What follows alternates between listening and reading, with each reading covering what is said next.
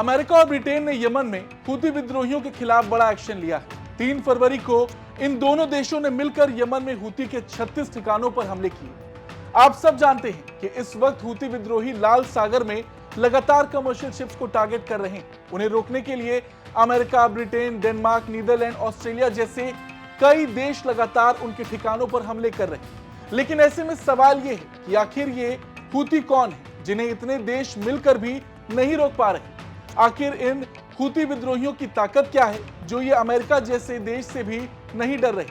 तो ऐसे में आज हम आपको बताएंगे वो सब बातें जो इन हूतियों से जुड़ी हुई हैं। नमस्कार, जय हिंद, मैं हूं ऋषि सिंह और आप देख रहे हैं भारत को। सबसे पहले बात करते हैं हूतियों के इतिहास की। हूती यमन का एक शिया मिलिशिया ग्रुप है। इस विद्रोही समूह का गठन 1990 में हुसैन अल हूती ने किया था। हूतियों ने उस वक्त यमन के तत्कालीन राष्ट्रपति अली अब्दुल्ला सालेह पर भ्रष्टाचार का आरोप लगाकर उनके शासन के खिलाफ आंदोलन छेड़ा था। वो खुद को अंसार अल्लाह यानी ईश्वर का साथी कहते हैं। अमेरिका द्वारा इराक पर 2003 में किए गए हमले के विरोध में हूती विद्रोहियों ने नारा दिया था कि ईश्वर महान है, अमेरिका और इजराइल का खात्मा हो, यहूदियों का विनाश हो और इस्लाम की विजय हो। यमन में 2014 की शुरुआत में हूती राजनीतिक रूप से काफी मजबूत हो गए और सादा प्रांत पर नियंत्रण हासिल कर लिया। साल 2015 की शुरुआत में उन्होंने राजधानी सना पर भी कब्जा कर लिया। धीरे धीरे हूती विद्रोहियों का यमन के एक बड़े हिस्से पर नियंत्रण हो गया।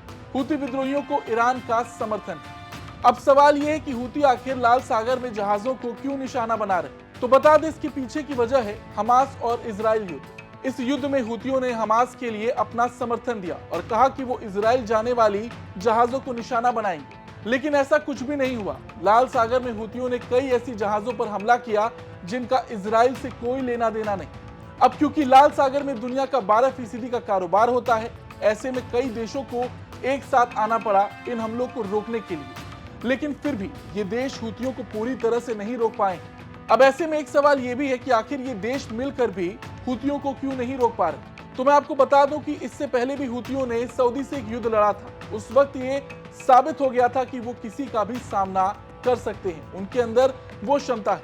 ईरान से उन्हें समर्थन भी मिल रहा, वो भी एक बड़ा कारण है कि आज अमेरिका, ब्रिटेन जैसे देश लगातार हूतियों पर हमला कर रहे, फिर भी वो पीछे हटने का नाम नहीं ले रहे। रही बात उनकी ताकत की, तो वो इतने ताकतवर हो चुके हैं कि उनके पास कई आधुनिक हथियार हैं। उनके पास एक अपनी एक तरीके से कह सकते हैं कि एक सेना मौजूद है। अपनी ताकत के दम पर ही आज हूती लाल सागर के एक बड़े क्षेत्र को नियंत्रित करते हैं और यही वजह भी है कि उनके लिए यहाँ से जहाजों को निशाना बनाना काफी आसान होता है। अब क्योंकि दुनिया भर के तेल व्यापार का 12% हिस्सा लाल सागर के जरिए ही आता जाता है, इसलिए हूती कच्चे तेल के जहाजों को ज्यादा निशाना बनाते हैं। इसके पीछे का मकसद पूरी दुनिया और खासकर इजराइल और सऊदी अरब पर दबाव बनाना है। हूतियों का इस तरह हमला करना एक तरह से ये जताना भी है कि वो कभी भी लाल सागर के रास्ते को बंद कर सकते हैं। ऐसा करने से दुनिया भर में व्यापार खराब होगा और इजराइल पर दबाव बढ़ेगा और इसे रोकने के लिए ही अमेरिका और ऐसे कई देश उनके ठिकानों पर लगातार हमला कर रहे हैं। लेकिन एक सवाल यह भी है कि जिसके सामने अमेरिका खड़ा हो, वो आखिर उसका सामना कैसे करेगा? उसके पास अगर आधुनिक हथियार नहीं होंगे तो वो अमेरिका के सामने क्या ही टिक पाएगा? तो इसका भी जवाब है। तो देखा जाए तो हूतियों के पास अपनी कोई फैक्ट्री भी नहीं है, तो कहां से इन्हें हथियार मिल रहे, ये भी एक सवाल।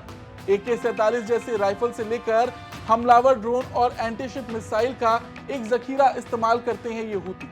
ये इन्हें और कहीं से नहीं, ईरान से मिल रहा है।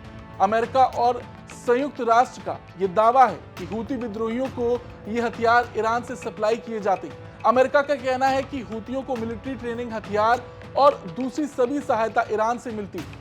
एक अमेरिकी रिपोर्ट में तो ये भी बताया गया कि ईरान किसी भी हथियार को सीधे हूतियों को सप्लाई नहीं करता जिससे उसके ऊपर आरोप लग सके। वह हथियारों को छोटे छोटे पार्ट्स में करके उन्हें पहले किसी अफ्रीकी देश तक पहुंचाता है और फिर वहां से मछली पकड़ने वाली बोट्स के जरिए यमन लेकर जाया जाता है। लेकिन दुनिया ये जानती है कि ईरान हूतियों के पीछे खड़ा है और अगर माहौल ऐसे बिगड़ता रहा तो कहीं अमेरिका और ईरान ना जंग में कूद जाए।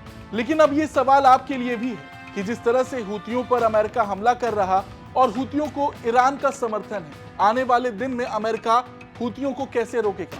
कमेंट करके जरूर बताएं। धन्यवाद।